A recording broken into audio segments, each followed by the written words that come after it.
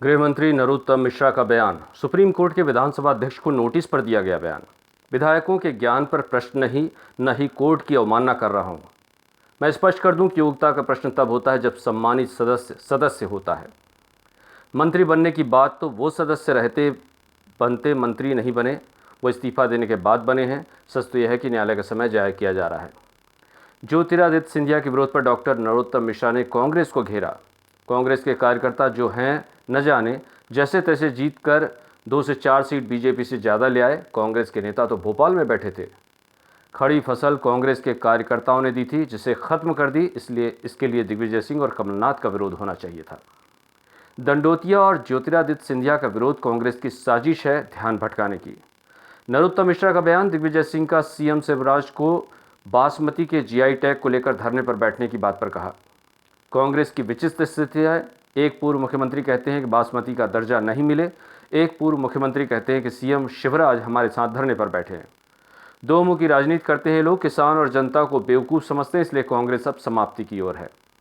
उपचुनाव का बजट 3000 करोड़ को लेकर नरोत्तम मिश्रा का बयान। आगामी उपचुनाव को लेकर मिश्रा ने कहा कि यह सबको पता है कि उनके क्षेत्र की उपेक्षा की गई है, किसी प्रकार से विकास नहीं हुआ, इसलिए यह प्रावधान किया गया है।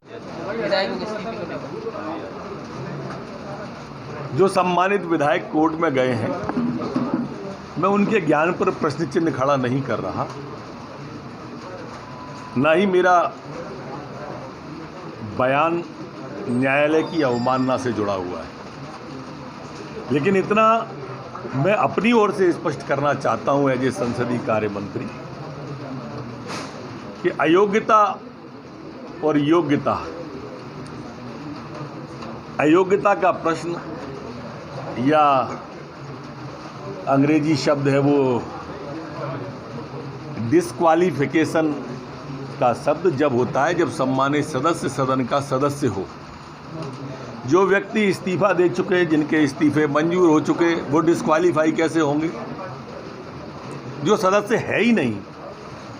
सम्मानित सदस्य न्यायालय में जाने के पहले अपने विधानसभा जो उस समय के तात्कालीन थे उनसे ही पूछ लेते कि इस्तीफे स्वीकार हो गए थे या नहीं हुए थे। एक दूसरा, मंत्री बनने की बात,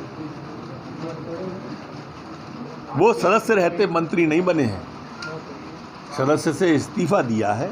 और ये सब चीज़ें अलग अलग क्लॉज में, अलग अलग कंडिकाओं में अलग अलग रूप से बताई गई हैं। डिस्क्वालिफिकेशन की स्थिति को, अयोग्यता की, डिस्क्वालिफिकेशन की, इस्तीफे की और मंत्री बनने की, ये सब अलग अलग प्रक्रियाएं हैं। पता नहीं क्यों माननीय न्यायालय का समय जाया कर रहे हैं। ये अकेली बात नहीं है।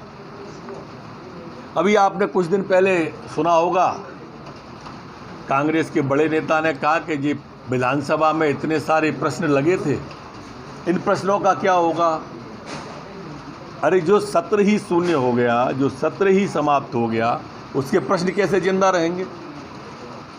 तो ये मेरे ख्याल से, मैं नहीं कह रहा कि उनमें ज्ञान का अभाव कम है, पर मैं तो अपनी समझ से ज्ञान का अभाव मुझ में कम है, इसलिए उतने कम के हिसाब से बता रहा हूँ।